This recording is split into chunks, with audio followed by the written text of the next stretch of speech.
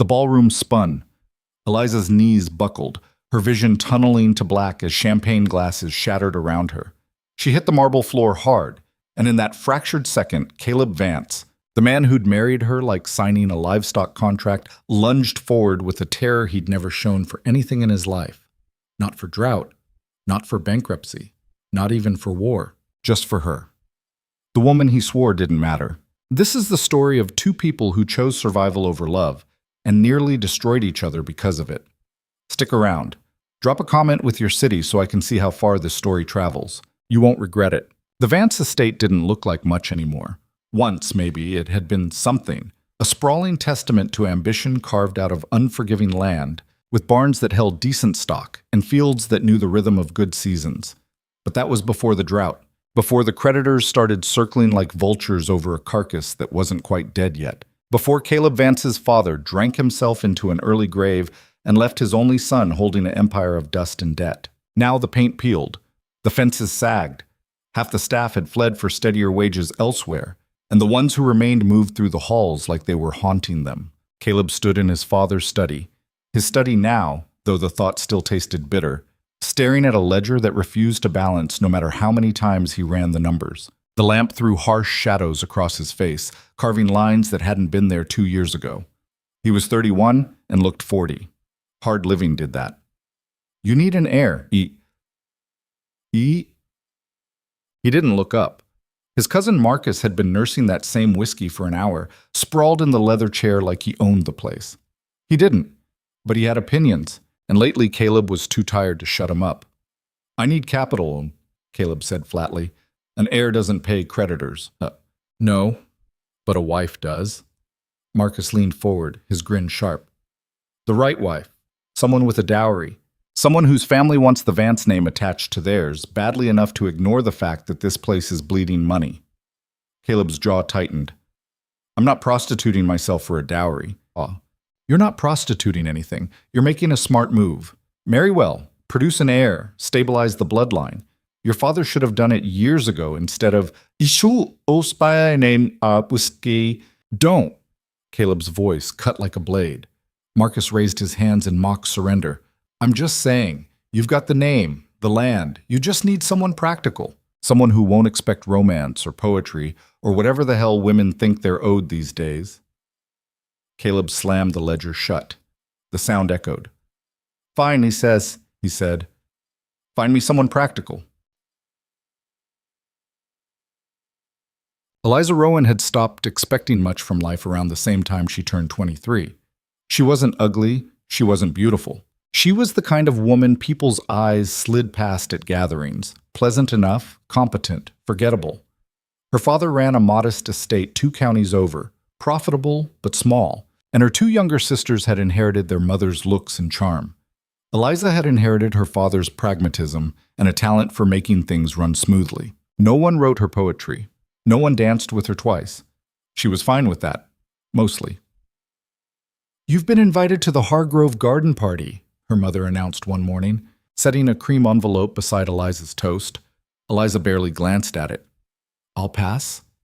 You will not. Her mother's voice sharpened. The Vances will be there. That got her attention.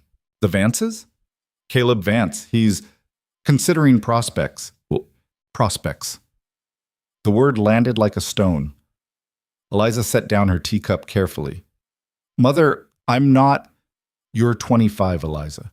Your sisters are already engaged. Your father and I won't be here forever. And unless you'd like to spend your life managing this house as a spinster, you'll go to that party and make yourself noticed. Noticed. By a man everyone whispered about in pitying tones. The Vance heir who'd inherited a sinking ship, who worked himself half to death trying to salvage pride from ruin. Eliza had heard the stories. She wasn't stupid, but she also wasn't in a position to refuse. The Hargrove estate was everything the Vance property wasn't. Manicured, gleaming, aggressively prosperous. Eliza stood near the rose arbor in a dress her mother had insisted was flattering, but that Eliza suspected just made her look washed out. She sipped lemonade and watched the social machinery turn. Her sisters fluttered past in clouds of lace and laughter. Men gravitated toward them like moths to lanterns. Eliza stayed in the shade. "Miss Rowan." She turned. Caleb Vance was taller than she'd expected, leaner. His suit was well-tailored but worn at the cuffs, his face all hard angles and exhaustion. His eyes, gray, sharp, scanned her like she was a piece of equipment he was evaluating for purchase. It should have offended her. It didn't. "Mr. Vance," she said evenly, "you're Samuel Rowan's eldest." "I am." "Your father runs a tight operation. I've heard good things." "He does.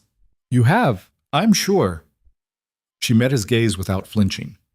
"Is there something you wanted, Mr. Vance, or are you just making observations?" His mouth twitched, not quite a smile. "You're direct. Is that a problem?" "No." He paused as if recalculating. "I'm looking for a wife." The world didn't stop. The birds kept singing. Somewhere behind them, a woman laughed too loudly, but Eliza felt the ground shift beneath her feet all the same. "That's blunt?" she managed. "I don't have time for games, Miss Rowan. My estate is struggling. I need stability. An heir. I'm not offering romance. I'm offering a partnership, a practical arrangement." She should have walked away.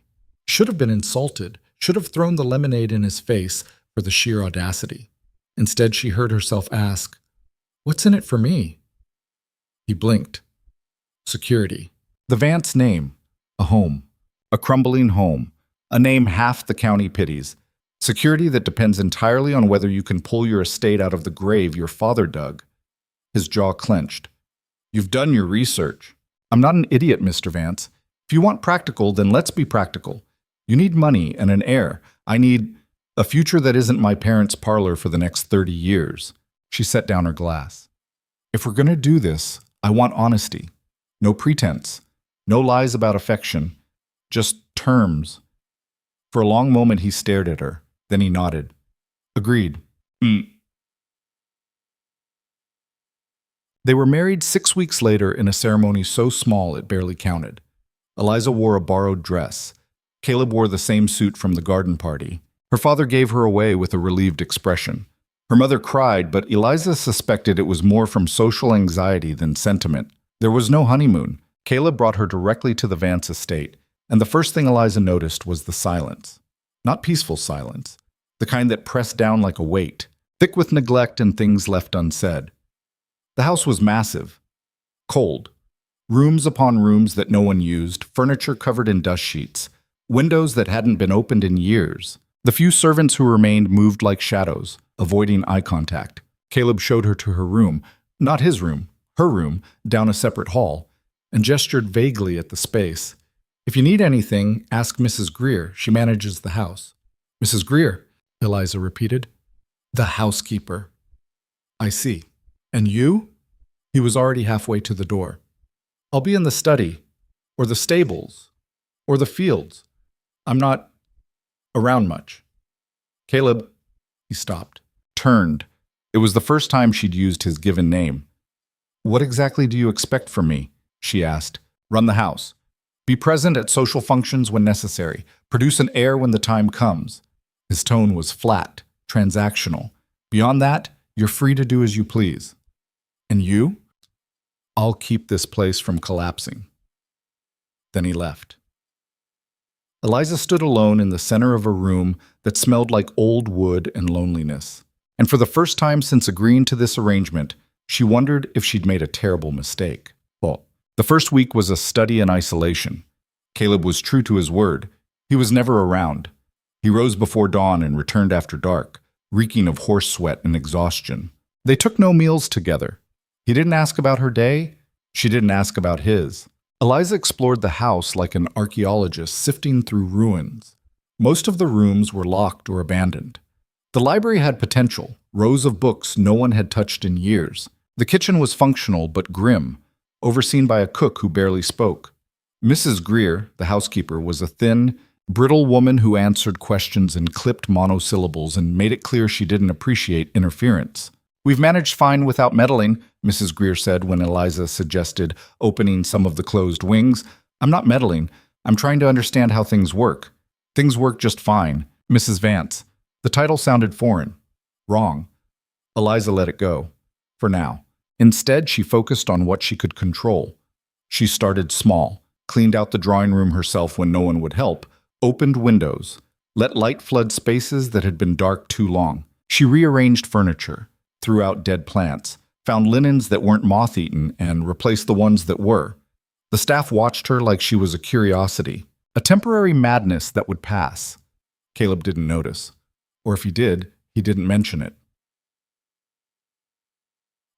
3 weeks in, Eliza found him in the study past midnight, bent over paperwork, a half-empty bottle of whiskey at his elbow. She knocked on the door frame. He didn't look up. If this is about the drapes in the East Wing, I don't care. It's not. She stepped inside. When's the last time you slept? Why does it matter?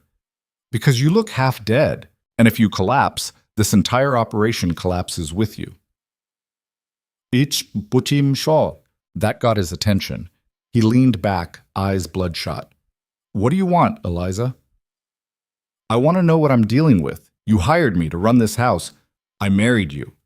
You hired me, she corrected. Let's not pretend otherwise.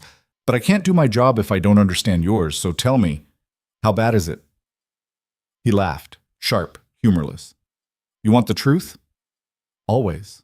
We're 6 months from foreclosure, maybe less.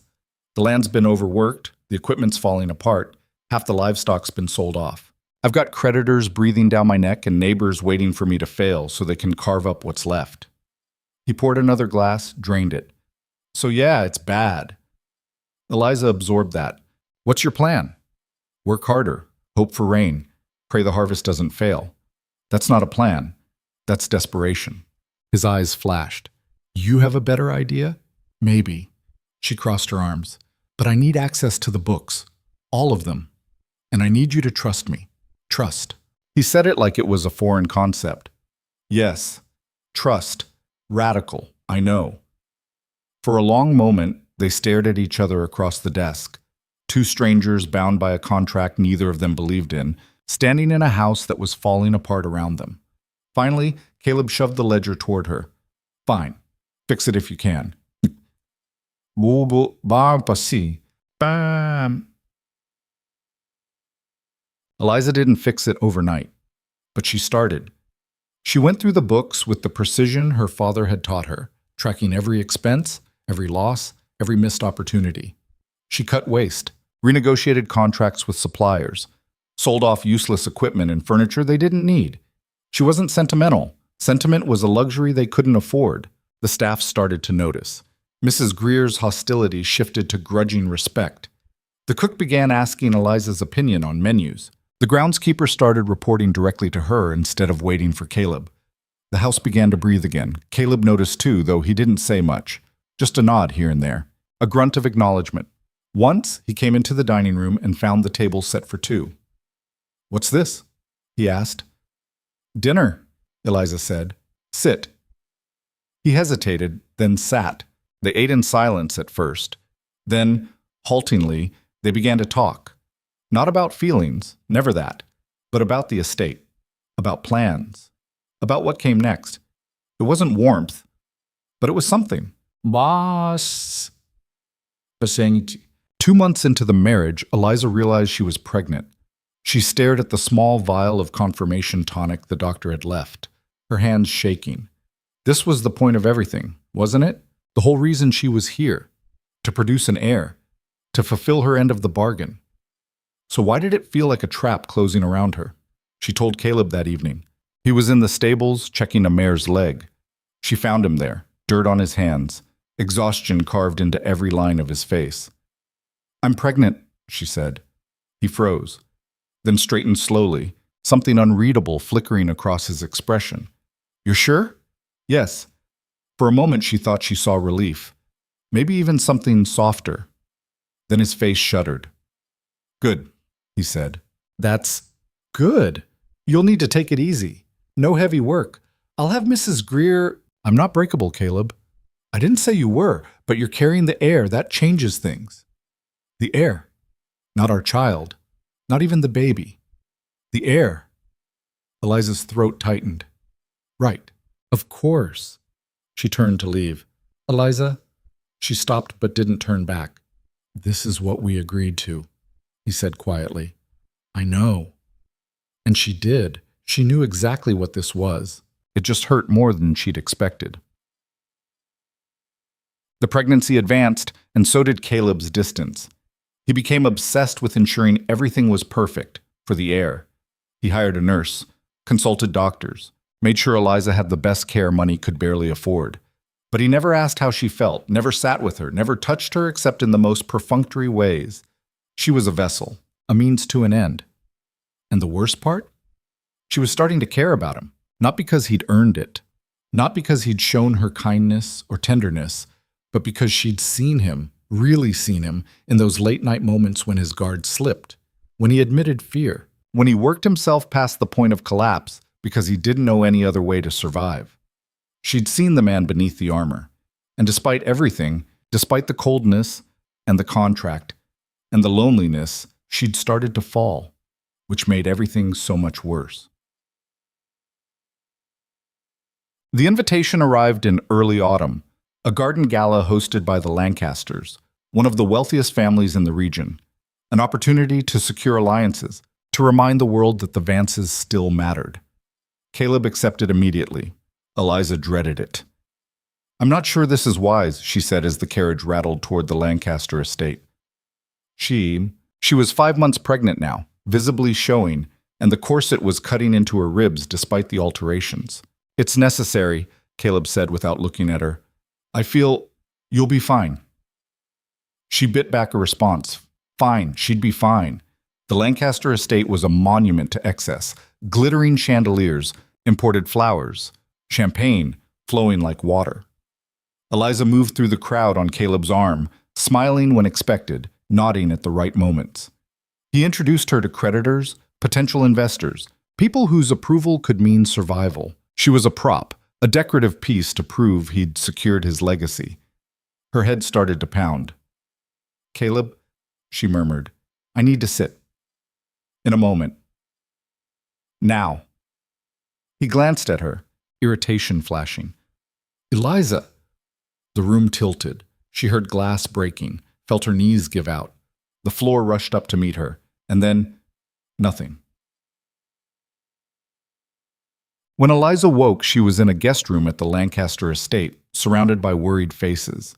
A doctor hovered nearby. Mrs. Greer was wringing her hands. And Caleb was on his knees beside the bed, gripping her hand like he was drowning, and she was the only thing keeping him afloat. Eliza. His voice cracked. Eliza, say something. She blinked, disoriented. What happened? You collapsed. You've been unconscious for 20 minutes. The doctor says, the baby? Panic spiked through her. Is fine, you're both fine, but you need rest. Real rest. No more. He stopped, his face twisting. No more of this. I shouldn't have brought you. I shouldn't have. She'd never heard him sound like that. Broken, terrified. Caleb, I thought I'd lost you. The words came out raw. Not the heir, you. And I realized. He pressed his forehead to her hand. I realized I don't know how to do this without you. Oracle. The world narrowed to that moment, to his shaking shoulders, to the truth finally spilling out between them. Eliza's throat burned. You have me. Do I? He looked up, eyes red-rimmed. Or do I just have someone I've been using? Someone I've been too much of a coward to actually see? She didn't have an answer, but she didn't let go of his hand. The carriage ride back to the estate was silent, except for the creak of wheels and the sound of Caleb's breathing. Too measured, too controlled, like he was holding himself together by force of will alone. Eliza sat propped against cushions the Lancasters had insisted she take, a blanket tucked around her legs despite the mild evening. The doctor had cleared her to travel, but warned against exertion, stress, anything that might trigger another collapse. She felt Caleb's eyes on her every few seconds, checking, assessing. It was unnerving. This wasn't the man who'd barely looked at her for months. This was someone else entirely, someone raw and unguarded and terrified. Stop staring, she said quietly. I'm not. You are. He didn't deny it again, just turned to look out the window, jaw tight. When they finally arrived, he didn't wait for the driver. He climbed down and reached for her himself, hands careful as he lifted her from the carriage like she might shatter. "I can walk," Eliza protested. "Humor me." She didn't have the energy to argue. Let him carry her through the front doors, past Mrs. Greer's shocked expression, up the stairs to her room. He set her down on the bed with a gentleness that made her chest ache. "I'll send for the nurse," he said. "Caleb, I don't need... I'll send for the nurse." His voice cracked on the last word. Then he turned and left before she could say anything else. Eliza lay back against the pillows, one hand pressed to her stomach where the baby had started to move in recent weeks. Little flutters that reminded her this wasn't just about her anymore. She'd seen something in Caleb's face tonight, something that terrified her more than the collapse itself. Hope. The kind that could destroy you if you weren't careful. By morning, the entire household knew what had happened. Mrs. Greer fussed over breakfast trays. The cook prepared bland, nourishing meals without being asked. Even the groundskeeper inquired after her health when she ventured downstairs against orders. Caleb was nowhere to be found.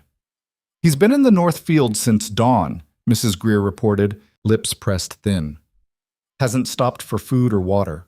I tried to bring him something, but he waved me off." Of course he had. Running was easier than facing what he'd admitted last night. Eliza found him 3 hours later, stripped to his shirt sleeves despite the autumn chill, hauling fence posts like he was trying to outrun something. His back was to her, muscles straining under fabric soaked with sweat. "You're going to hurt yourself," she called. He spun, startled. "You shouldn't be out here. Neither should you, not like this. I'm fine. You look like hell." He laughed, bitter, sharp. "That makes 2 of us." She moved closer, careful on the uneven ground. "We need to talk about last night." "There's nothing to talk about." You said you thought you'd lost me." His hands clenched around the post. "I was emotional. It didn't mean..." "Don't." Her voice cut clean. "Don't do that.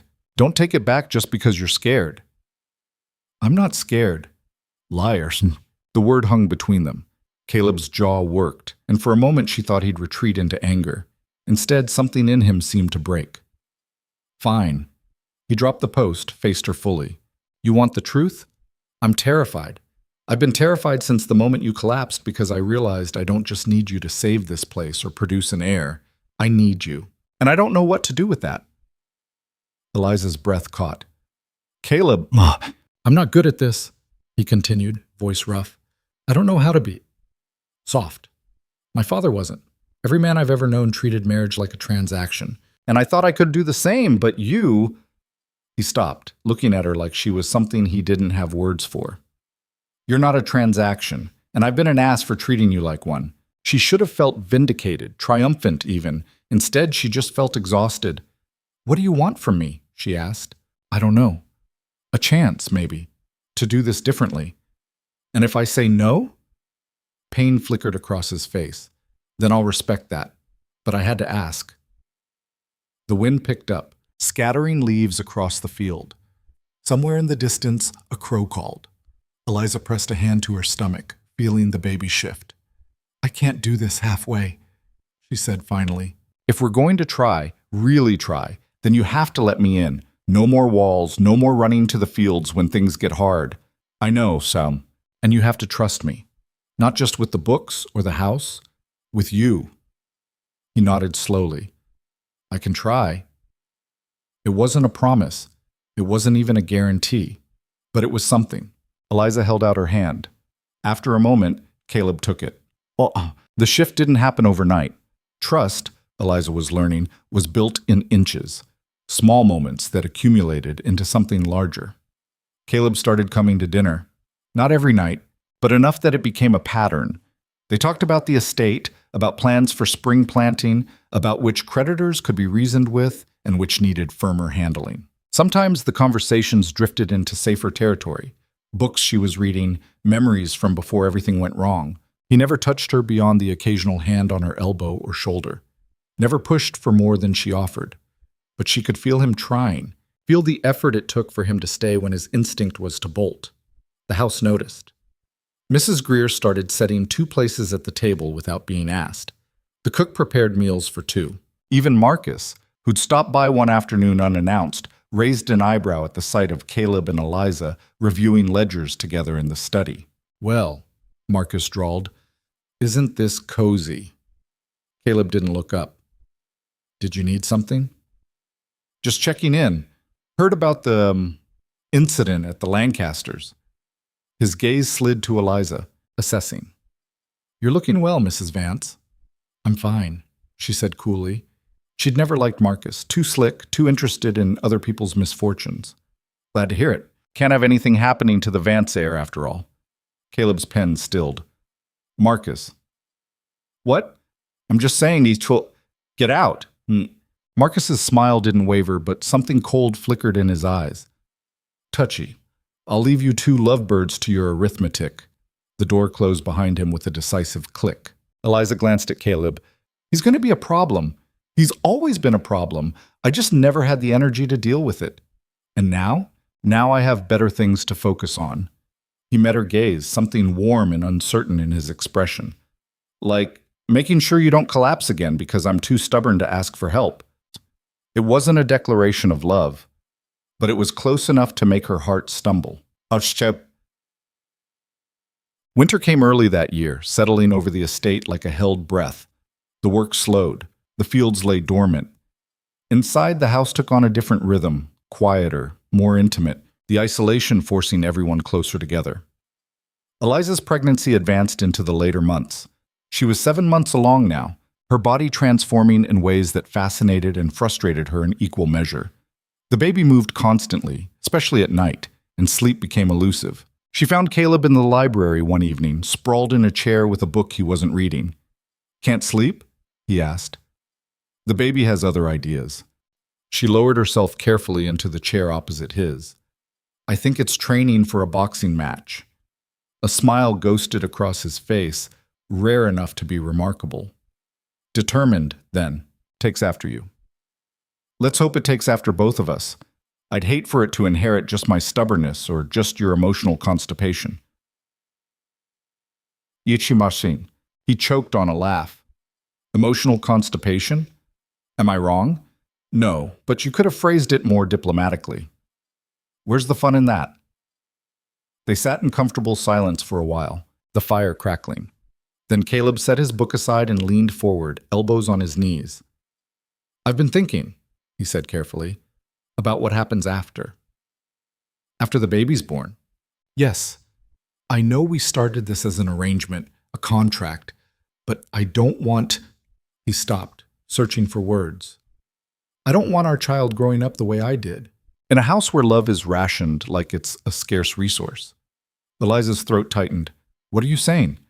"I'm saying I want to try, to be better, to give them something I never had." He met her eyes. "And I want to give you something too, if you'll let me." "Caleb, I'm not asking for an answer now, just think about it, please." She nodded, unable to speak past the knot in her chest. Later, alone in her room, she pressed both hands to her stomach and whispered to the life growing inside her. "Your father's trying. That's something, isn't it?" The baby kicked in response. Eliza took it as agreement. "Cool." The first real storm of winter hit 2 weeks later, a vicious, howling thing that battered the estate for 3 days straight. Snow piled against the windows, the staff huddled near fireplaces, and Eliza, 8 months pregnant and deeply uncomfortable, tried to ignore the growing pressure in her lower back. "You're in pain," Caleb said at breakfast. He'd started eating with her every morning now, a habit she'd come to depend on. "It's just the baby. Normal at this stage." "You're sure?" "Yes." "Stop hovering." He didn't stop. If anything, he got worse, checking on her between tasks, sending Mrs. Greer to make sure she was comfortable, even sitting with her in the drawing room while she attempted needlework and failed miserably. "You're going to drive yourself insane," she told him. "Probably." "Caleb, I'm fine. Women have been doing this for thousands of years. Not my woman." The words slipped out before he could stop them. His face went carefully blank, like he was bracing for her to mock him. Instead, Eliza set down her needlework. "Say that again." "What?" You called me your woman. He shifted, uncomfortable. I didn't mean... Say it again. His eyes met hers. You're my woman, he said quietly. If you want to be, yes. The firelight caught the angles of his face, softening the hard lines exhaustion had carved. Eliza's heart did something complicated in her chest. I want to be, she whispered. The distance between them dissolved. Caleb crossed the room in 3 strides, dropped to his knees beside her chair, and took her hands in his. I'm going to mess this up, he said, probably more than once, but I swear I'll try. Every day I'll try. That's all I'm asking. He leaned forward, pressed his forehead to hers.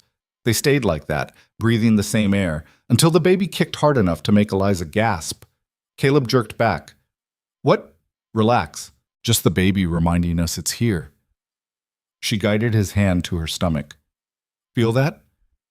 His palm flattened against the curve, eyes widening as the baby moved beneath his touch. That's incredible. That's our child. Ours? He repeated, testing the word. Then his expression shifted, wonder giving way to something fiercer. I'm not going to let anything happen to either of you, I promise. It should have been reassuring, but the intensity in his voice sent a chill down Eliza's spine. Tros. The storm finally broke on the 4th day, leaving the world buried in white. Caleb went out with the groundskeeper to assess damage, downed branches, a collapsed section of fence, livestock that needed checking. Eliza stood at the window, watching him work in the distance. He moved differently now, less like a man carrying the world alone, more like someone who'd learned to share the weight. He's changed, Mrs. Greer said from the doorway. Eliza turned. The housekeeper rarely offered unsolicited observations. He has, Eliza agreed. It's you. Mrs. Greer's voice was matter-of-fact. I've worked for this family for 20 years, watched his father drink himself to death, watched Caleb try to hold it all together with his bare hands. Never thought I'd see him look at someone the way he looks at you. Mrs. Greer, I'm just saying, whatever you're doing, keep doing it. This house needs it. He needs it. The housekeeper left before Eliza could respond, but the words stayed with her. Much. That night, Eliza woke to a strange sensation, not pain exactly, but pressure. Tightness that came and went in waves. She sat up slowly, hand pressed to her stomach. Too early. The baby wasn't due for another month. This was probably nothing, just her body practicing. Another wave hit, stronger this time. Caleb, she called. No answer. His room was down the hall, too far to hear. She struggled out of bed, made it to the door. Caleb. This time he must have heard, because his door flew open seconds later. He took one look at her face and went pale. How long? He asked. I don't know. A few minutes? I'm getting the doctor. The roads are still... I don't care. His voice was steel. I'm getting the doctor. He was gone before she could argue, boots pounding down the stairs. Eliza sank into the chair by her door, breathing through another contraction. Too early. This was too early. But the baby didn't care about timing. Mrs. Greer appeared, nightgown hastily thrown on, face creased with worry. Let's get you back to bed, dear. It's too soon, Eliza managed. Babies come when they're ready. We'll manage. They got her settled just as another contraction hit. Harder, longer. Eliza gripped the sheets, trying not to scream. This wasn't how it was supposed to go. They were supposed to have time, supposed to be ready. But time, she was learning, didn't care about plans. Caleb returned an hour later with the doctor, both men covered in snow and breathing hard. The doctor took one look at Eliza and started barking orders. Hot water, clean linens, everyone out except Mrs. Greer. I'm staying, Caleb said.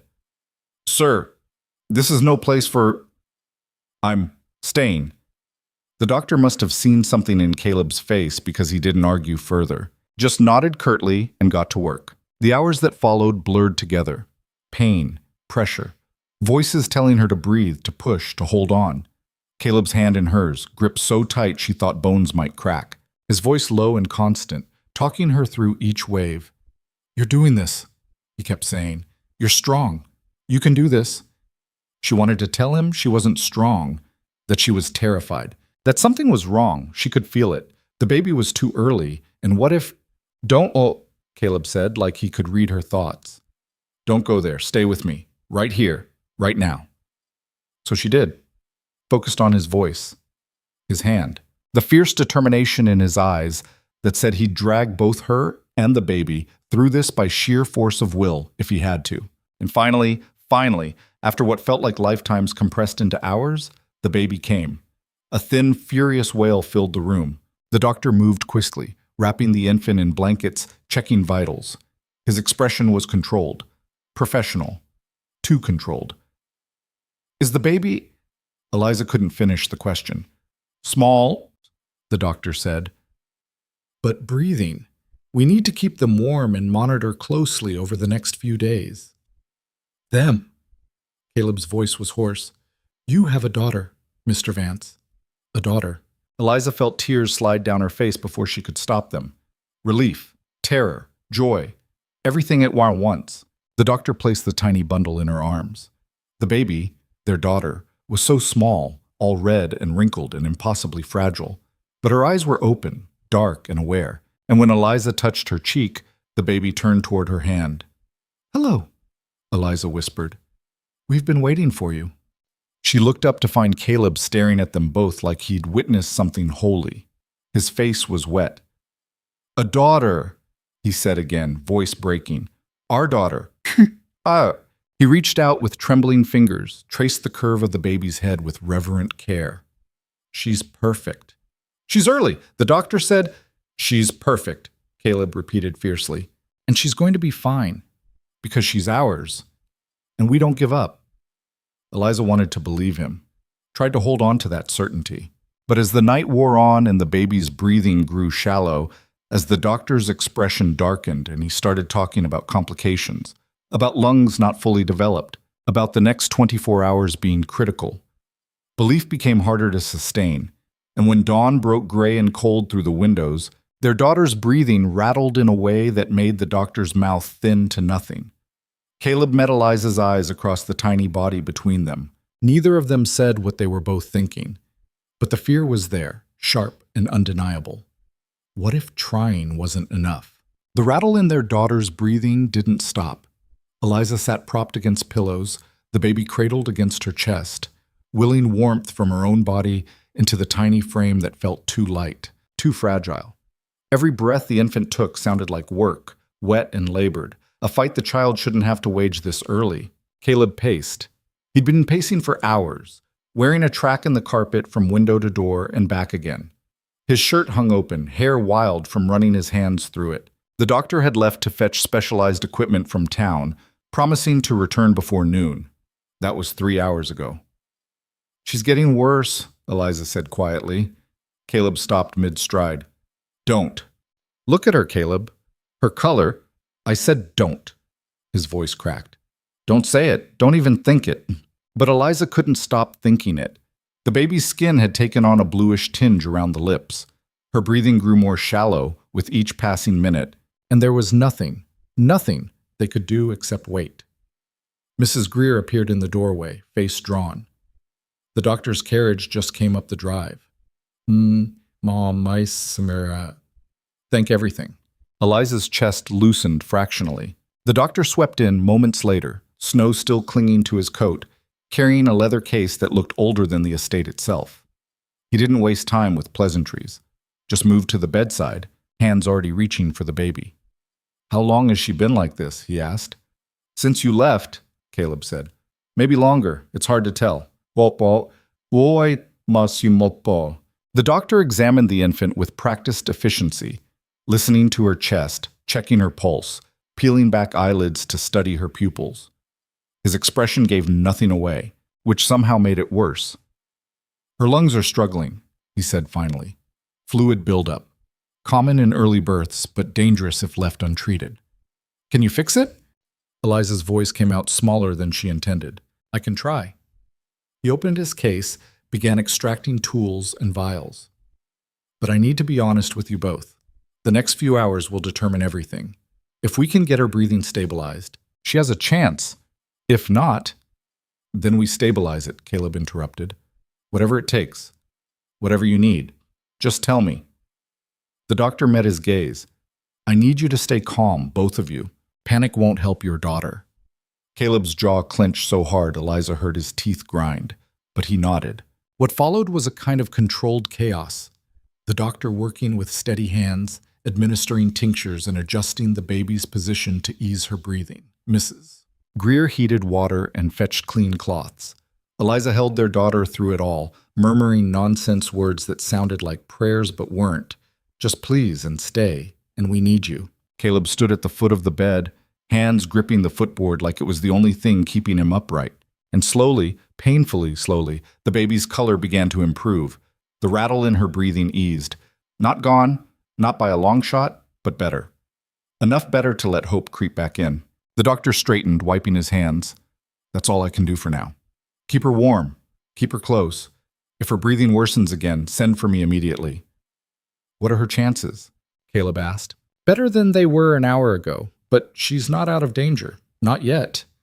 He paused at the door. She's a fighter, though. I'll give her that. After he left, silence filled the room like water.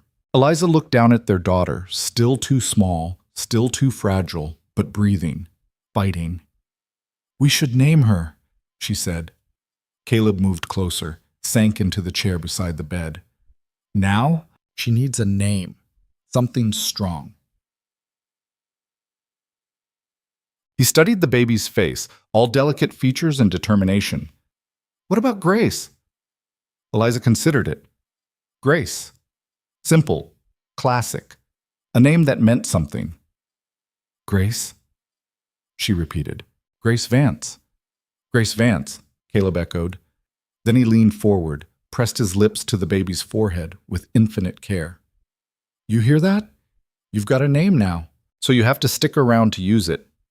The baby made a small sound, not quite a cry, more like acknowledgement, and despite everything, Eliza smiled.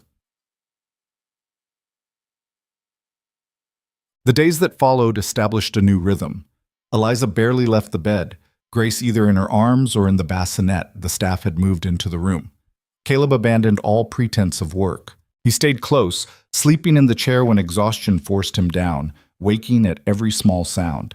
They took turns holding Grace through the nights when her breathing grew rough.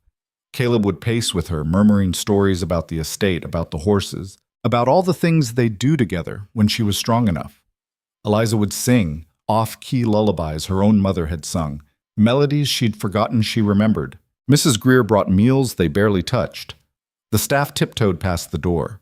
Even Marcus, who showed up unannounced one afternoon, took one look at Caleb's face and left without his usual commentary. On the 5th day, Grace's breathing stabilized completely. The doctor confirmed it with cautious optimism. She's through the worst of it. Still needs careful monitoring, but I'd say she's going to pull through. Sad. Eliza sagged against the pillows, tears streaming. Caleb dropped his head into his hands, shoulders shaking with relief he'd been holding back for days. Thank you, he managed. Don't thank me. Thank her. The doctor nodded at Grace. She did the fighting. I just gave her the tools. After he left, Caleb climbed onto the bed beside Eliza, carefully, like he might break something. Grace lay between them, sleeping peacefully for the first time since birth. We almost lost her, Eliza whispered. But we didn't. We came so close. I know. He reached across Grace, took Eliza's hand. But she's here, you're here, and I'm never taking that for granted again. Eliza threaded her fingers through his. They lay like that for a long time, watching their daughter breathe, feeling the weight of what they'd almost lost and the miracle of what they still had. Tick. Recovery was slow, not just for Grace, but for all of them.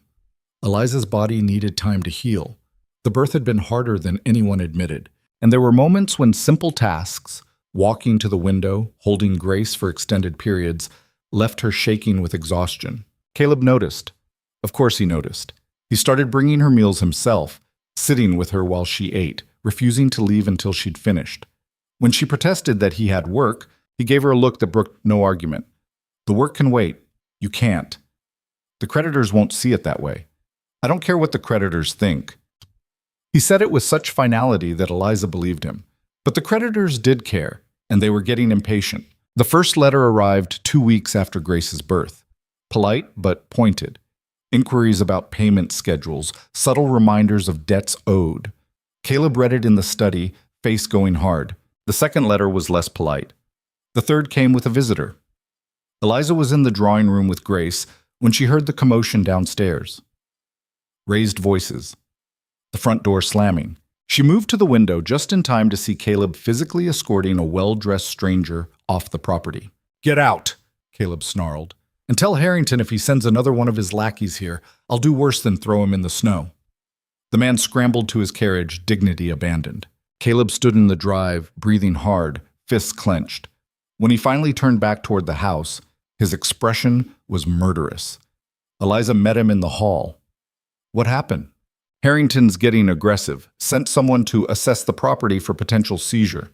He spat the words like they tasted foul. "Can he do that?" "If we miss another payment, yes." Caleb ran a hand through his hair. "We're 3 months behind. I've been trying to buy time, but how much time do we have? A month, maybe less." Eliza's stomach dropped.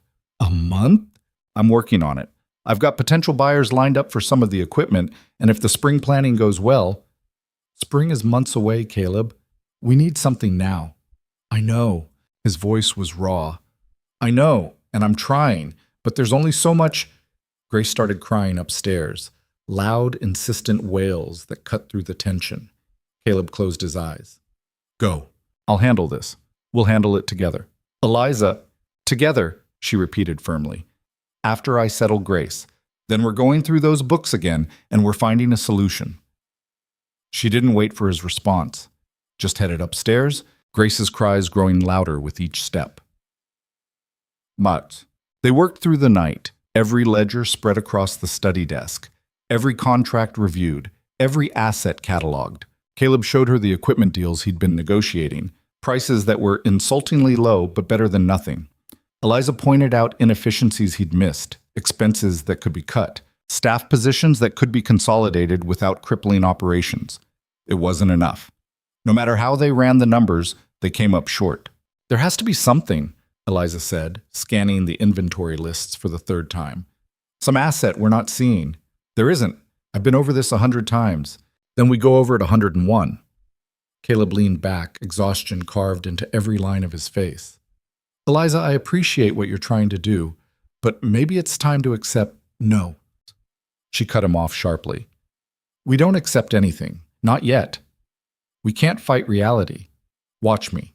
Something flickered in his expression, surprise mixed with what might have been admiration. "You're stubborn as hell, you know that? You married me for it. I married you because I was desperate and stupid. And now?" He met her gaze. "Now I'd marry you all over again, for completely different reasons." The words hung between them, warm and unexpected. Eliza felt her chest tighten in that way that had nothing to do with fear and everything to do with the impossibility of loving someone this much while everything was falling apart. "Then help me fight," she said quietly. "Don't give up on this."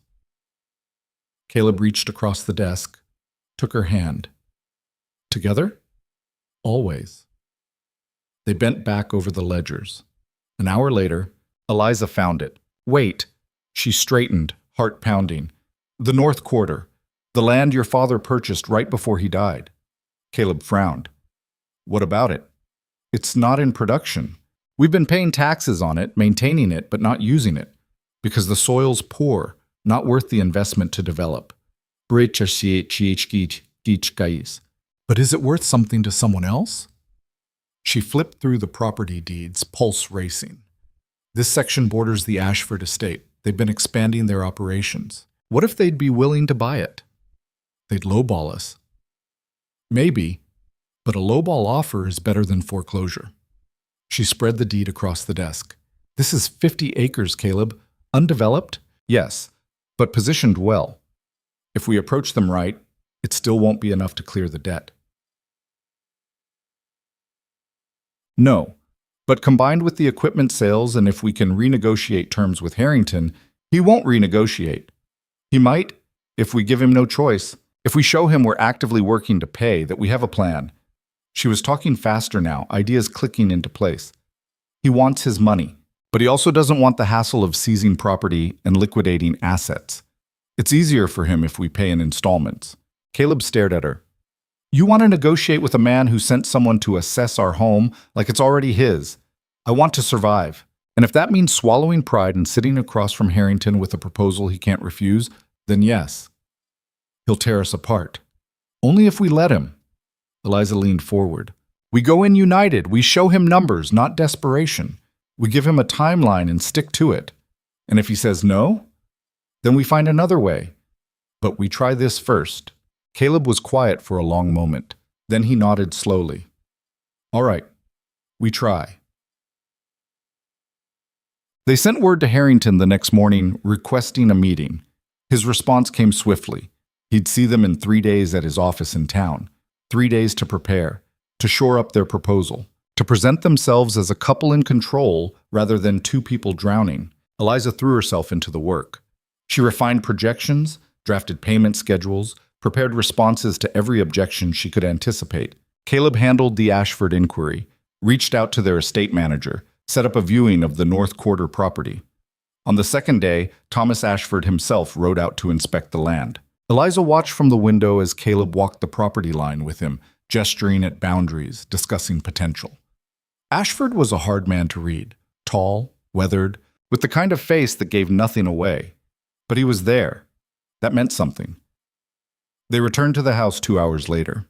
Ashford declined tea, but accepted a brief tour of the main grounds. When he left, he shook Caleb's hand. I'll have my people run numbers, Ashford said. You'll hear from me by week's end. But it wasn't a yes, but it wasn't a no either. That night, Grace woke screaming. Not the usual hungry cries, but something different, sharp, pained. Eliza was out of bed in seconds, scooping her daughter up, heart in her throat. What's wrong? Caleb appeared in the doorway, half-dressed. I don't know. She won't settle. Grace's face was flushed, her tiny body hot to the touch. Fever. Eliza's blood went cold. Get the doctor, she said. Caleb didn't ask questions, just ran. The next hours were a nightmare echo of Grace's first days. The doctor examining her with grave efficiency, diagnosing an infection, administering treatments that made the baby scream harder. Eliza held her through it all, tears streaming while Caleb paced and swore and looked like he wanted to tear the world apart. Will she be all right? Eliza asked when Grace finally quieted. Exhausted. The doctor's expression was careful. The infection is treatable, but her lungs are still weak from the early birth. We need to monitor closely. More waiting, Caleb said bitterly. More fighting, the doctor corrected. She's done it before. She'll do it again. After he left, Eliza sat in the rocking chair with Grace, unable to set her down even as her arms ached. Caleb knelt beside them, one hand on Eliza's knee, the other resting gently on Grace's back. I can't do this again, Eliza whispered. I can't watch her struggle like this and feel this helpless. You're not helpless. You're keeping her alive. She shouldn't have to fight this hard. She's 6 weeks old. I know. His voice broke. But she is fighting, and we're fighting with her. They stayed like that until dawn, holding Grace between them, willing her to be strong, terrified she wouldn't be strong enough. Sets. The meeting with Harrington was scheduled for noon. Grace's fever had broken that morning, but barely. The doctor cautioned against leaving her, but the meeting couldn't be postponed. Harrington had made that clear. Eliza dressed in her most severe outfit, high collar, dark fabric, hair pulled back tight, armor disguised as respectability. Caleb wore a suit that had seen better days, but still carried the weight of the Vance name. They looked like a united front.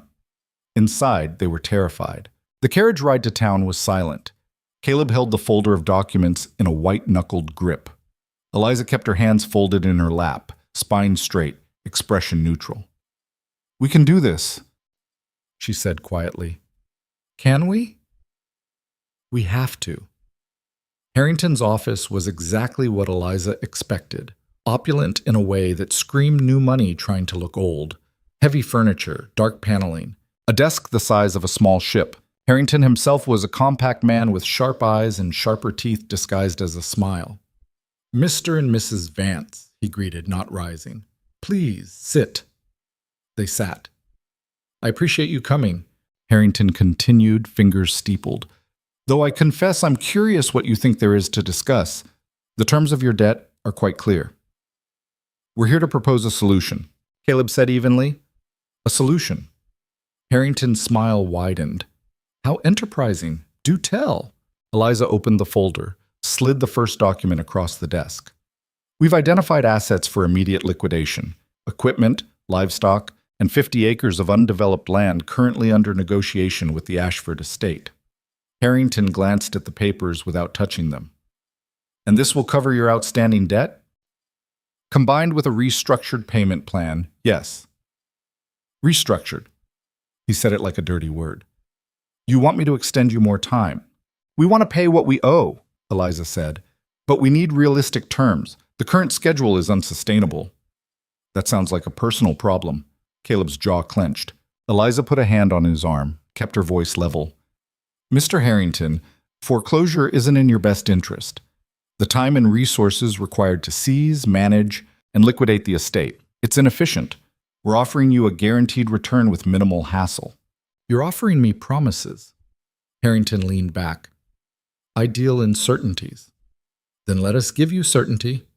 She slid another document forward. A binding contract, monthly payments, set amounts, with the liquidated assets as collateral. We miss a single payment, you seize everything. But if we pay as scheduled, you get your money plus interest. And why should I believe you can make those payments? Because we don't have a choice. Caleb's voice was hard. This estate is all we have. Our daughter's future depends on it. We'll pay or die trying. Harrington studied them both for a long moment. Then he picked up the documents. Actually read them this time. The silence stretched. Eliza's pulse hammered in her ears. Finally, Harrington set the papers down. 6 months. You make payments for 6 months without fail, I'll consider permanent restructuring. But if you miss even one, we won't, Eliza said. See that you don't. He pulled out a pen, made notations on the contract. I'll have my attorney draw up the formal agreement. You'll have it by week's end. It wasn't everything, but it was enough. They left the office in stunned silence, didn't speak until they were in the carriage heading home. We did it, Eliza breathed. We bought time. Caleb's expression was grim. Now we have to make it count. We will. 6 months, Eliza. 6 payments we can't miss. Then we don't miss them. He looked at her, really looked, and something in his face shifted. How are you this calm? Nice. I'm not calm. I'm terrified, but I'm also too stubborn to quit. She took his hand. We're in this together, remember? Together, he echoed. The word felt like an anchor, like a lifeline, like the only thing that mattered. Besides, they arrived home to chaos. Mrs. Greer met them at the door, face pale. It's the baby. The fever's back. Eliza's world narrowed to a single point. She was running before conscious thought caught up the stairs, down the hall, into the nursery where Grace lay in her bassinet, face flushed, breathing labored again. No, not again. They just won a battle. They couldn't lose this one. The doctor arrived within the hour. He examined Grace with hands that moved too fast, expression too grave. The infection's worsening, he said quietly. Her body's not strong enough to fight it off. Then help her, Caleb demanded. I'm trying, but there's only so much medicine can do. The rest is up to her. Eliza lifted Grace from the bassinet, held her close. The baby's skin burned against hers. Her breathing came in rapid, shallow gasps. Don't you dare, Eliza whispered fiercely. Don't you dare give up. We just fought too hard to save everything for you. You don't get to leave us now. Caleb's hand found her shoulder, gripped tight enough to hurt. And Grace, tiny, fragile Grace, who'd been fighting since her first breath, let out a cry so weak it barely counted as sound. The doctor reached for his bag with grim determination, and Eliza realized with crystal clarity that all the negotiations, all the plans, all the fighting to save the estate, none of it would matter if they lost their daughter. The doctor worked through the night with the kind of focus that came from knowing a life balanced on the edge of a blade. Eliza refused to leave Grace's side, holding her daughter's burning body against her chest, feeling each labored breath like a countdown. Caleb stood at the window, staring into darkness so complete it swallowed the horizon. His reflection in the glass looked like a ghost, hollow-eyed, beaten down by forces he couldn't control no matter how hard he fought. "Talk to her," the doctor said without looking up from preparing another tincture. Caleb turned. "What?" "Your daughter. Talk to her. Let her hear your voice." The doctor's hands never stopped moving. Sometimes that's the difference. It sounded like nonsense, medical theater designed to give helpless parents something to do. But Caleb crossed the room anyway, sank into the chair beside Eliza, and pressed his palm to Grace's impossibly small back. "Hey," he said, voice rough. "It's your father. I know you're tired. I know this hurts, but you need to keep fighting." He paused, searching for words he'd never been good at finding. "We made a deal today, bought us 6 months to save everything, but none of it matters if you're not here, so you stay. You hear me? You stay." Grace's breathing hitched, stuttered. Eliza's arms tightened instinctively. "Keep talking," she whispered. So he did. Told Grace about the estate, about the horses she'd ride someday, about the fields that would turn green come spring.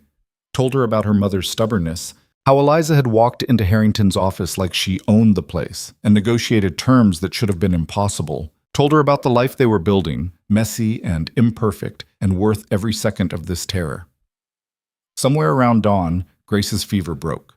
Not gradually. All at once, like something inside her decided she was done being sick. Her breathing evened out. Color returned to her cheeks. She opened her eyes, dark like Caleb's, fierce like Eliza's, and made a small sound that might have been protest or agreement. The doctor checked her vitals with hands that trembled slightly. "Well," he said finally, "I'll be damned." "She's all right?" Eliza's voice cracked. "She's through it. The fever's gone. Infection's clearing." He sat back, looking 10 years older than when he'd arrived. "Whatever you two said to her, it worked." Caleb dropped his head into his hands, shoulders shaking with relief so profound it hurt. Eliza clutched Grace tighter, tears streaming down her face, whispering thank you to no one and everyone. They'd won, against creditors and illness, and every force that wanted to break them. They'd actually won. Recovery came slowly this time too, but with a difference. Grace grew stronger each day, putting on weight, crying with more vigor, tracking movement with curious eyes.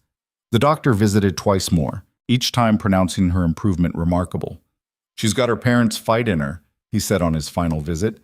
"That'll serve her well." Eliza thought about that as she watched Grace sleep. Her daughter hadn't chosen this life. The struggling estate, the desperate parents, the constant battle for survival. But she was here anyway, fighting like it mattered. Maybe that's what love looked like, not the pretty version from poems, the kind that showed up bloody-knuckled and refused to quit. The contract from Harrington arrived 3 days later.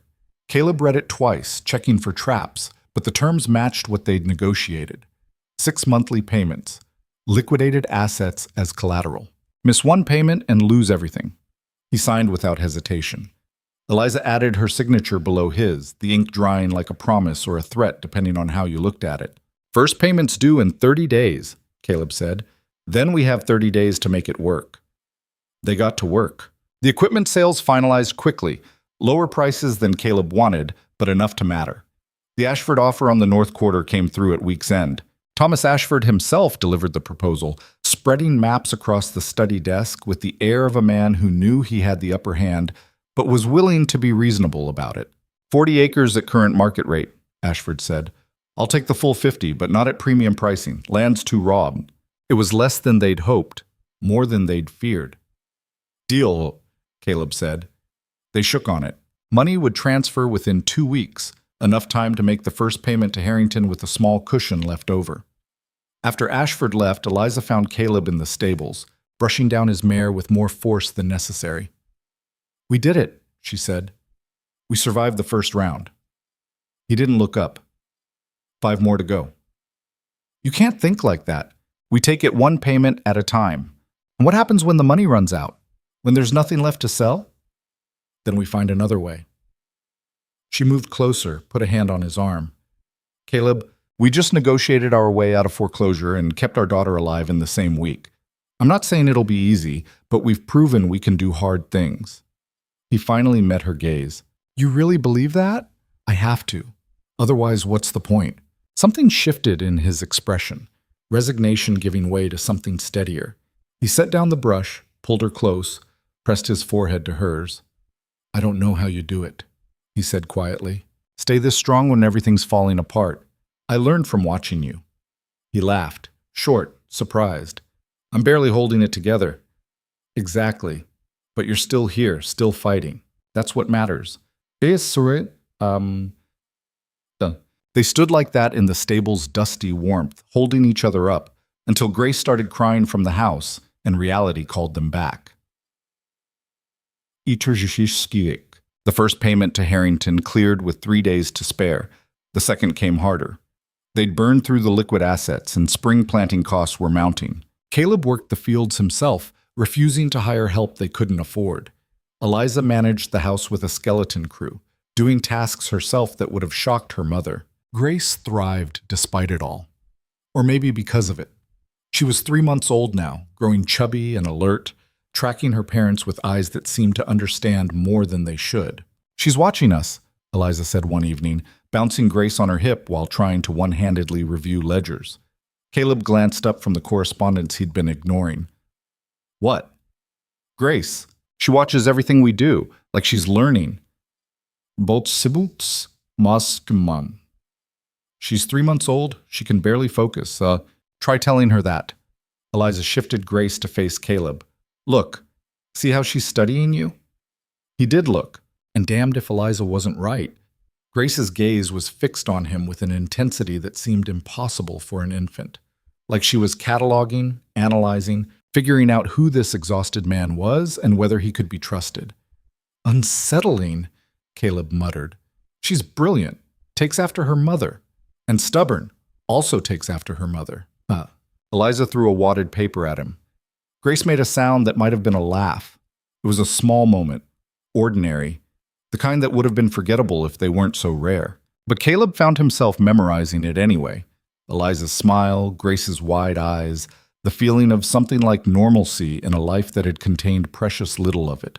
Later, after Grace was asleep and Eliza had retired to bed, Caleb sat alone in the study with a glass of whiskey he hadn't touched. The numbers were there in front of him, undeniable. Even with the sales, even with cutting expenses to the bone, they were going to fall short on payment 3. Not by much, but enough to matter. He could go back to Harrington, ask for an extension. But the man had been clear.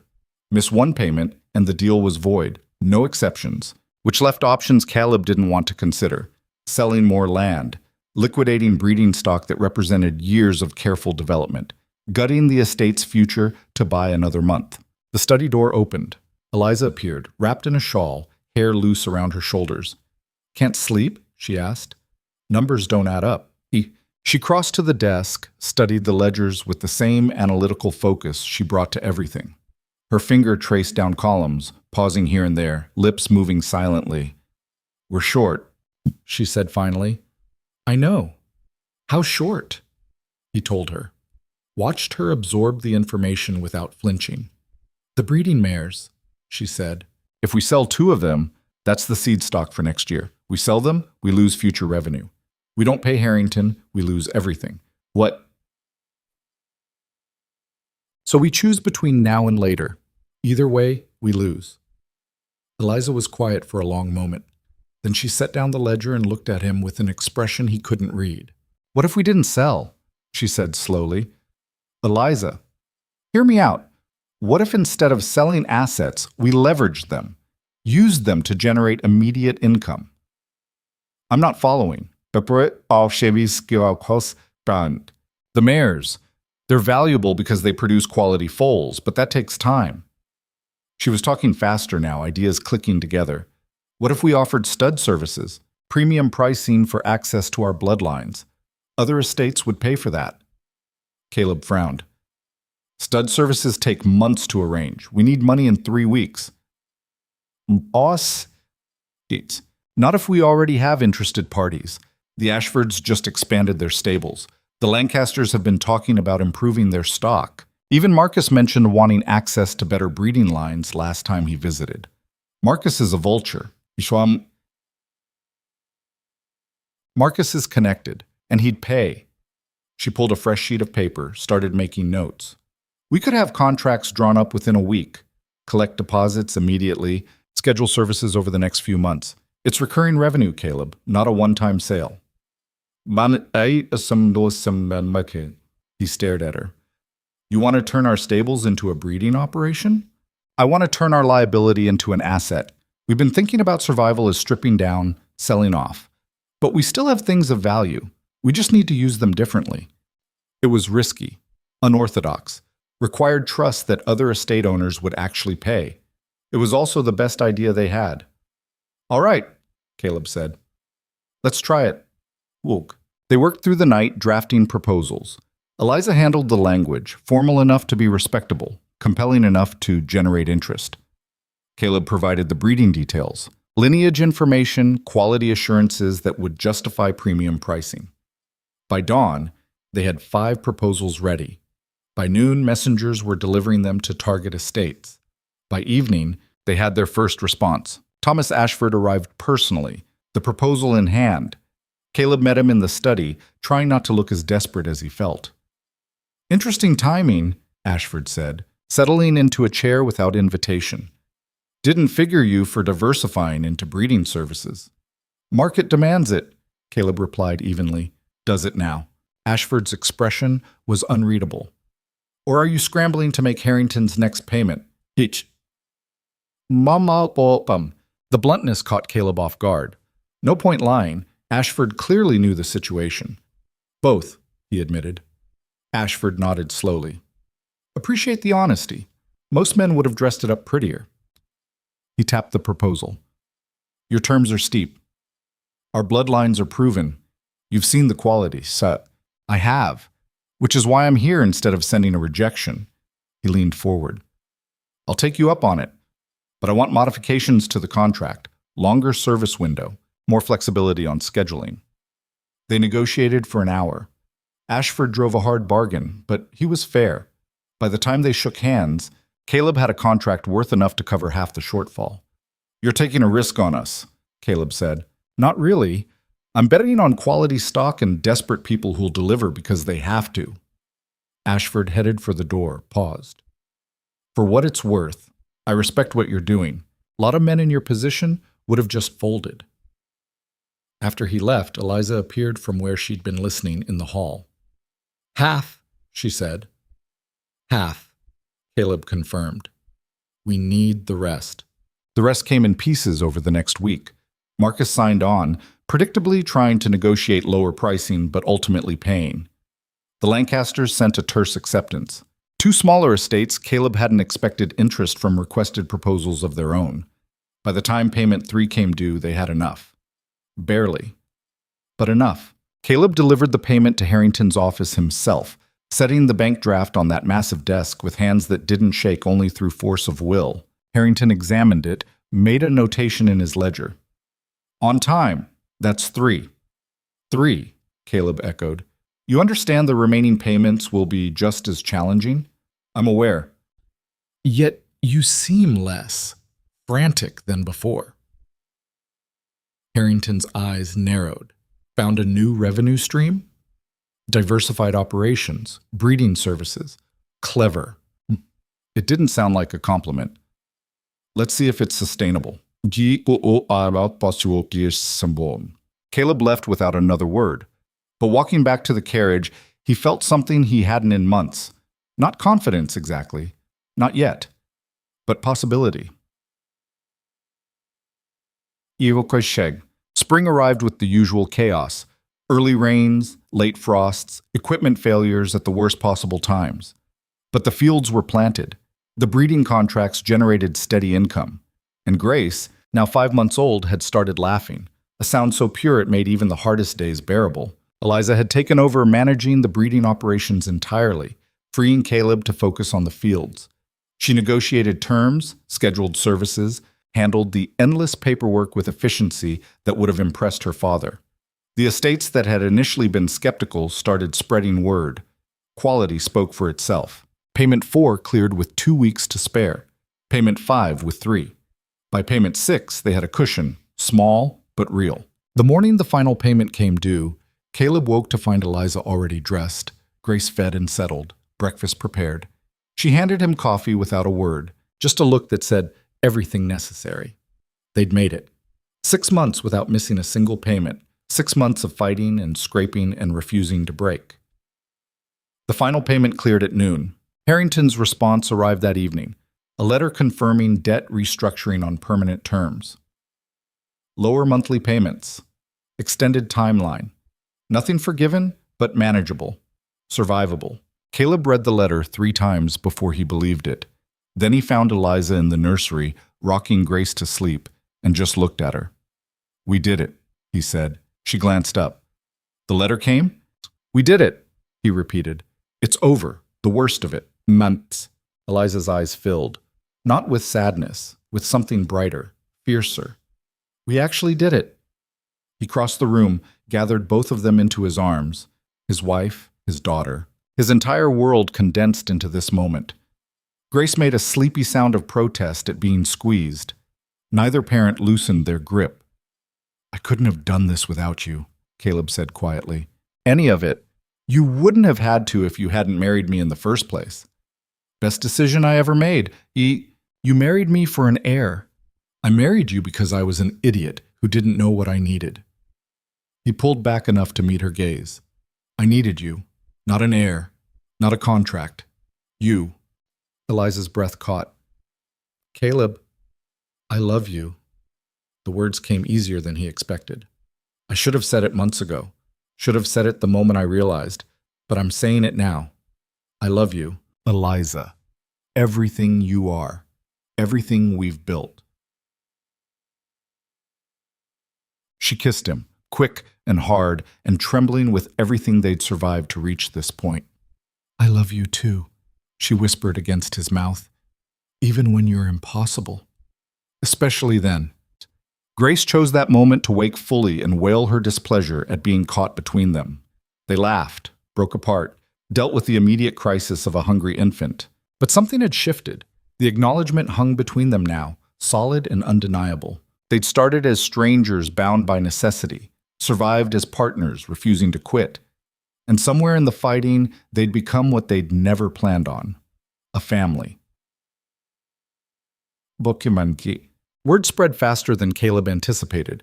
Within a month, neighboring estates were talking, not with pity anymore, but with grudging respect. The Vances had been on the brink of collapse and clawed their way back through sheer bloody-minded determination. Invitations started arriving. Social functions they'd been quietly excluded from during the worst of it. Not many, but enough to signal a shift. They were no longer pariahs to be avoided. The first invitation Caleb accepted was a summer garden party at the Ashford estate. Partly business, partly social, mostly a chance to thank the man who'd taken a chance on them. Eliza dressed Grace in a white gown that made her look like a tiny dignitary. The baby was 7 months old now, sitting up on her own, grabbing at everything in reach with stubborn determination. "She's going to be a handful," Eliza predicted. "She already is," Caleb replied. But he said it was something dangerously close to pride.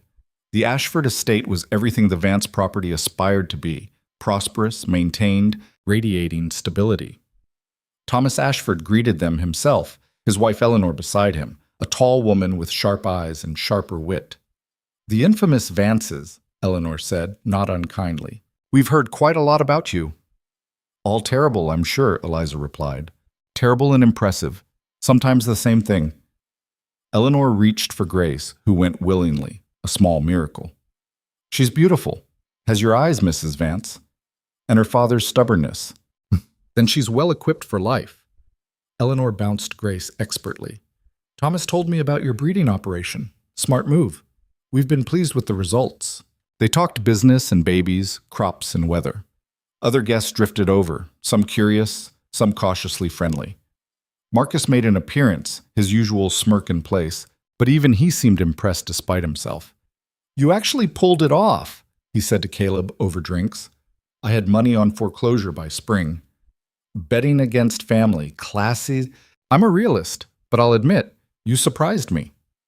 Marcus glanced at Eliza, who was laughing at something Eleanor said. She surprised me more. Didn't figure you had it in you to land someone that competent. I didn't land her. I got lucky. Same thing. Later, as the sun set and the party shifted into dinner, Thomas Ashford pulled Caleb aside. I've been talking to some of the other estate owners, Ashford said. There's interest in formalizing what you've started. A breeding cooperative, shared resources, better pricing, quality standards. You'd be a founding member. Caleb stared. You're serious? Dead serious. What you've built in 6 months, it's proven there's demand, but it could be bigger, more sustainable. He paused.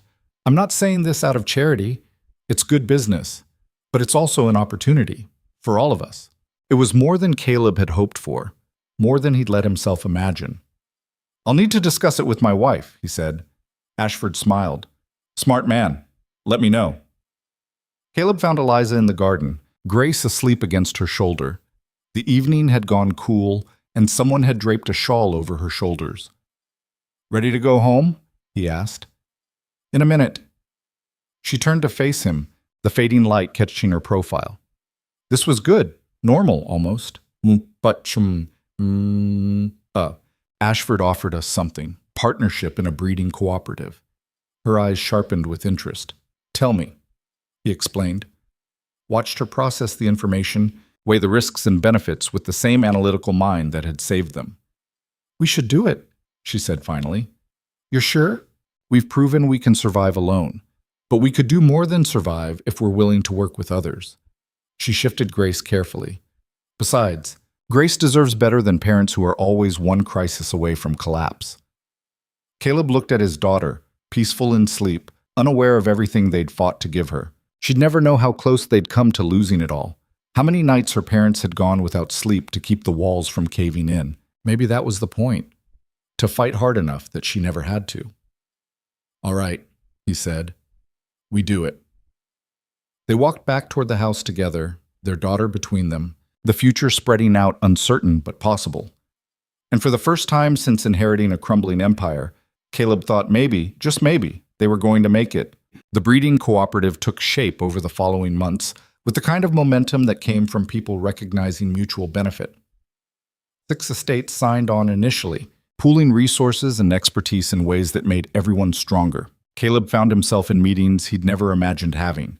Strategy sessions with men who'd once looked through him at social functions. Collaborative planning that assumed the Vance estate would still exist come spring. It was disorienting, being treated like an equal instead of a cautionary tale. Eliza thrived in it. She had a knack for negotiation that made hardened businessmen reconsider their positions, and a warmth that kept those same men from resenting her for it. She drafted contracts, mediated disputes, and somehow managed to do it all while raising an increasingly mobile Grace who'd discovered crawling and used her newfound powers exclusively for chaos. She got into the study again, Mrs. Greer announced one afternoon, appearing with the dirt-covered Grace who looked completely unrepentant. Eliza sighed. How does she keep escaping the nursery? Determination, and possibly magic. Mrs. Greer handed over the baby. She's her mother's daughter. That's not a compliment when it comes to breaking and entering. Grace grabbed a fistful of Eliza's hair and yanked, hard. Definitely your daughter, Caleb said from the doorway, not bothering to hide his amusement. Yours too. She gets that mean streak from you. I'm not mean. I'm practical. You threatened to throw a creditor in the snow. That was also practical. Grace chose that moment to reach for Caleb, making insistent sounds until he took her. She immediately tried to eat his collar. We're raising a feral child, Eliza observed. She's spirited. What was sorry? She's 8 months old and already planning world domination. Caleb looked down at his daughter, drool on her chin, leaves in her hair, eyes bright with mischief, and felt something so powerful it momentarily stole his breath. This tiny person, who hadn't existed a year ago, had somehow become the axis his entire world turned on. We should probably clean her up before the cooperative meeting, he said. Probably. Eliza didn't move, just watched him with Grace, her expression soft in a way that still caught him off guard, even after months of this new intimacy between them. What? He asked. Nothing. Just This, you with her. She stepped closer, pressed a kiss to his jaw. A year ago, I couldn't have imagined it. A year ago, I was an ass. You were, but you got better. Grace made a triumphant sound and succeeded in getting Caleb's collar into her mouth. Debatable, he muttered. The cooperative's first official meeting took place at the Vance estate, a decision that had surprised Caleb when Thomas Ashford suggested it. You're centrally located, Ashford had said, and it sends a message. The Vances aren't just members, they're partners. So the study that had once been a place of desperation became a room full of estate owners reviewing breeding schedules and quality standards. Eliza served as secretary, documenting decisions with the kind of precision that made the chaotic discussions actually productive. Grace was mercifully asleep upstairs, supervised by Mrs. Greer with threats of dire consequences if she woke during negotiations. The meeting ran 3 hours. By the end, they'd established pricing structures, quality benchmarks, and a shared marketing strategy that would benefit everyone. To the cooperative, Thomas Ashford said, raising a glass. To not going bankrupt alone, Marcus added with his usual inappropriate timing, but they drank anyway. Because underneath the humor was truth. None of them wanted to fight those battles in isolation again. After the others left, Eliza found Caleb in the now empty study, staring at the maps they'd spread across the desk. You all right? She asked. Yeah, just thinking. Dangerous habit. Well, he smiled despite himself. A year ago, this room felt like a tomb. Everything in it represented failure. My father's debts, my inadequacy, the certainty that I'd lose it all. And now? Now it feels like something else. Like maybe we're building instead of just surviving. Alright. Eliza moved behind him, wrapped her arms around his waist, rested her cheek against his back. We are building. Have been for months. I know, it's just strange. Getting used to hope after living without it for so long. Hope's terrifying, she agreed, because you can lose it. Exactly. She turned him around, made him look at her. But you can also keep it. We've proven that, over and over. He kissed her then, slow and deliberate, tasting the truth of what they'd become to each other. When they broke apart, both breathing harder, he pressed his forehead to hers. I'm going to marry you properly, he said. Eliza laughed. We're already married. That was a transaction. I want to do it again. Choose you because I love you, not because I'm desperate. Caleb, I mean it. Proper ceremony, proper vows, everything we didn't have the first time. Her eyes went bright. You're serious. Completely. You're also insane. We can't afford... I don't care. We'll do it small. Just us and Grace and whoever we actually want there. But I need to stand in front of people and tell them I choose you. Every day. For the rest of my life. Eliza's composure cracked. Tears spilled over. You're really going to make me cry in the study? Apparently. She kissed him again, fierce and trembling. Yes. Obviously, yes. Grace started crying upstairs. Impeccable timing, as always. They broke apart laughing, went to deal with their daughter together.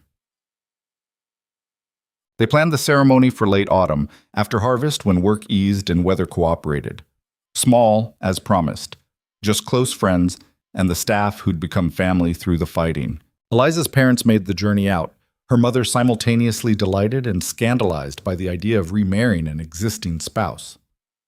It's unconventional, her mother said, examining the drawing room like she was cataloging defects. We're unconventional people, Eliza replied. And your father approves? Father's thrilled I'm still married and not bankrupting you both. Bar's pretty low. Her mother sniffed but didn't argue. Grace, now 10 months old and walking with the confidence of someone who didn't understand gravity's limitations, charmed her grandparents completely. Even Eliza's mother melted, watching Grace destroy a perfectly arranged flower display with gleeful determination. She's spirited, her mother said, the same phrase everyone used when they meant uncontrollable. She's perfect, Eliza corrected. The ceremony took place in the garden on a clear October day that felt like borrowed luck. Someone had strung lights through the trees. Mrs. Greer had bullied the cook into preparing a feast. The minister was the same tired man who'd performed their first wedding, but this time he actually smiled. Caleb stood at the makeshift altar in his best suit, still worn at the cuffs but clean and pressed, and watched Eliza walk toward him carrying Grace on her hip because their daughter had screamed. Bloody murder at being separated. Unconventional, the minister murmured. That's us, Caleb agreed. Eliza reached him, handed Grace over to Mrs. Greer with whispered threats if the baby interrupted, and took Caleb's hands. Her dress was simple, cream-colored, nothing fancy, but she looked at him like he'd hung the stars. The vows were traditional, but they both meant them this time.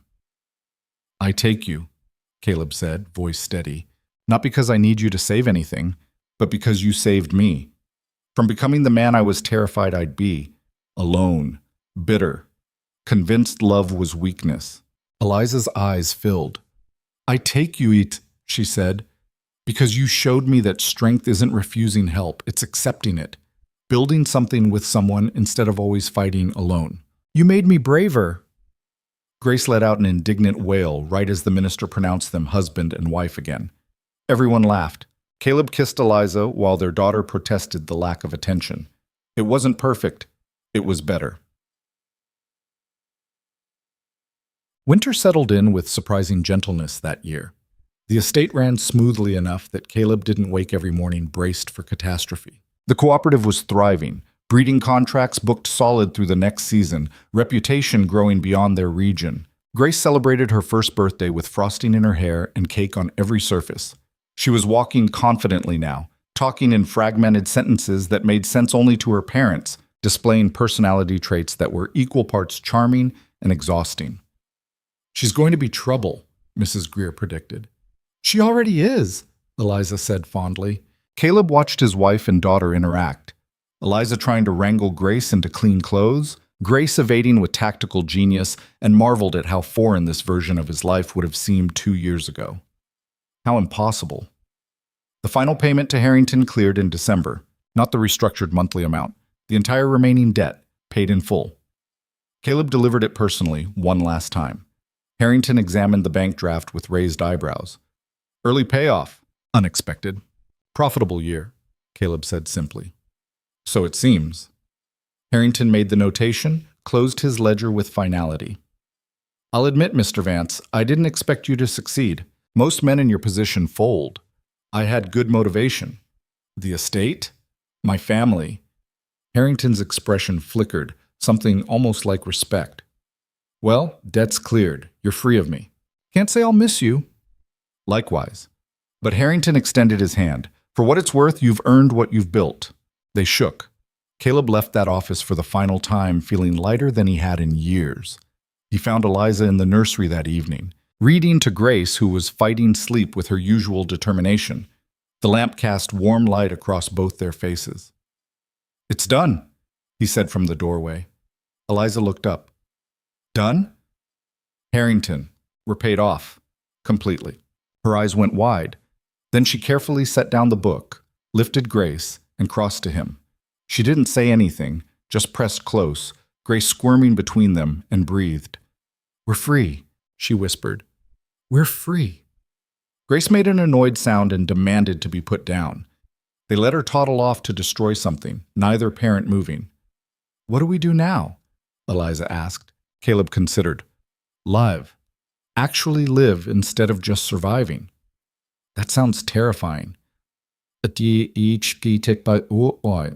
Probably will be. Good. She kissed him. I'm tired of safe. Spring arrived with the kind of hope that came from knowing you'd earned it. The fields greened, the stables filled with mares from the cooperative contracts. Grace turned into a whirlwind of a toddler who kept everyone running. Thomas Ashford visited in March with a proposal that made Caleb's head spin. The cooperative's outgrowing its current structure, Ashford said over coffee in the study. We need formal organization, leadership. I'm recommending you for chairman. Caleb nearly choked. Me? You built this. Your breeding operation proved the concept. Your wife's organizational skills made it sustainable. You've earned the position. Thomas, I barely kept my own estate from foreclosure. Exactly. You know what it's like to fight for survival. That perspective matters. Ashford leaned forward.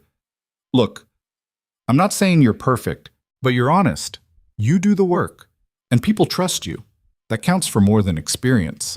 Caleb glanced at Eliza, who was listening from where she'd been reviewing contracts. What do you think? He asked her. I think you'd be good at it, if you're willing. It's a lot of responsibility. So is everything we've done. Hasn't stopped us yet. He turned back to Ashford. Let me think about it. Fair enough? We vote next month. Let me know. After Ashford left, Caleb sat in silence, processing. Chairman of the cooperative. Him. The man who'd been on the verge of losing everything 18 months ago. You should do it, Eliza said. You think I'm qualified? I think you care. That's more important. She set down her pen. Besides, you're not doing it alone. You never have been. He crossed to her, pulled her up from the desk, and just held her. She fit against him perfectly now, practiced, familiar, essential. How did we get here? He asked quietly. We fought. We didn't quit. We got lucky. She pulled back to look at him. And we chose each other, every day, even when it was hard.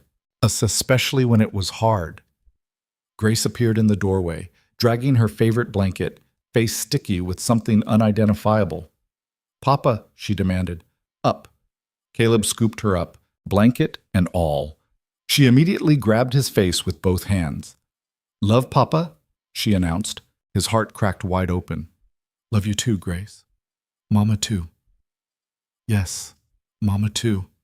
Eliza rested her head against his shoulder, one hand on Grace's back. They stood there in the study that had witnessed so much desperation and fear, and finally, joy. This was it, the life they'd fought for. Messy and imperfect and worth every second of terror it had taken to reach. Caleb accepted the chairman position in April. The vote was unanimous, which both pleased and unsettled him.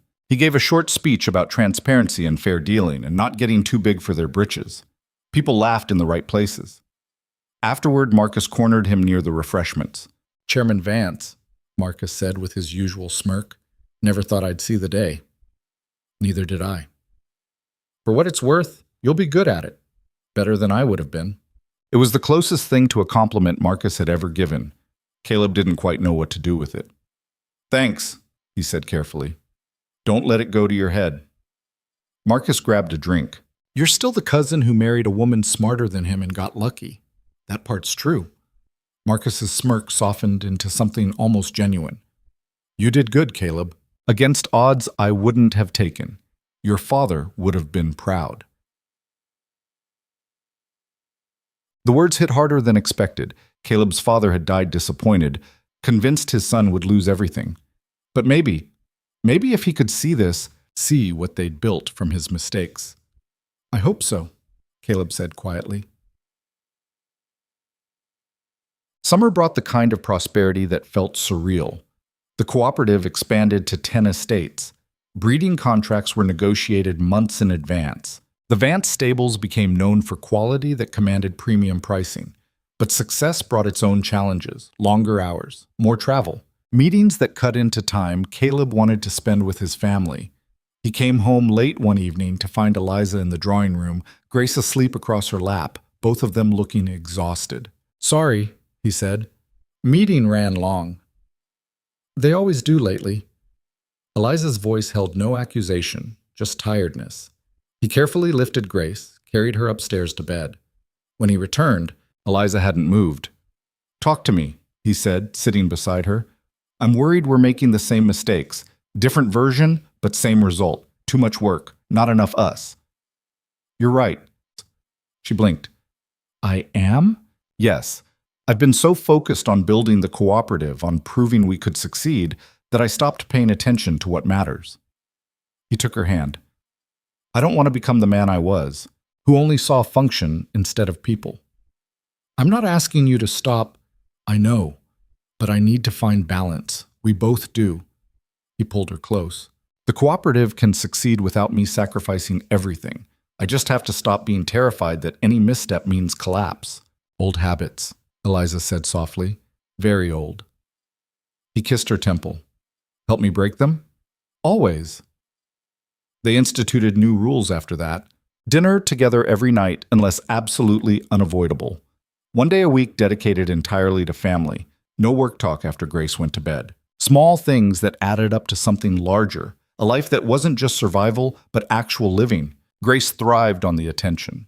At 18 months, she was a force of nature, talking in full sentences, arguing with the logic of a lawyer, displaying her mother's stubbornness and her father's intensity in ways that were both impressive and exhausting. "She's going to run the estate someday," Mrs. Greer predicted. "She's going to run everything someday," Eliza corrected. Caleb watched his daughter order the stable cat around with the imperious tone of someone who expected obedience and saw no reason why she wouldn't get it. "We're in trouble when she's older," he said. "We're in trouble now," Eliza replied, but she was smiling. The second anniversary of their real wedding approached in October. Eliza insisted on keeping it small, just dinner at home, Grace presumably asleep, though knowing their daughter she'd find a way to interrupt. Caleb had other plans. He arranged for Mrs. Greer to take Grace for the evening, prepared dinner himself with the cook's grudging assistance, and set up the drawing room the way he'd seen Eliza eye wistfully in design magazines she pretended not to read. When she came downstairs, summoned by mysterious note, she stopped in the doorway.